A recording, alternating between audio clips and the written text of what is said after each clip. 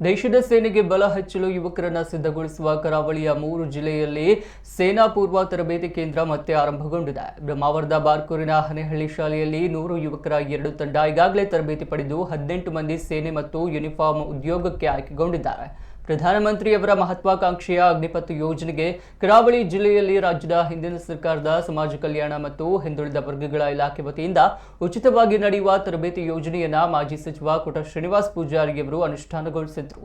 ಬದಲಾದ ರಾಜ್ಯ ಸರ್ಕಾರದ ಆಡಳಿತದಿಂದ ಈ ಯೋಜನೆ 6 ತಿಂಗಳಿಂದ ನಿಂತು ಹೋಗಿತ್ತು. ಇದೀಗ ರಾಜ್ಯ ಸರ್ಕಾರ ಎಚ್ಚೆತ್ತು 3 ತಿಂಗಳ ಹಿಂದೆ ಅನುದಾನ ಬಿಡುಗಡೆಗೊಳಿಸಿ ಮರು ಚಾಲನೆಗೆ ಅಸ್ತು ಎಂದಿದೆ.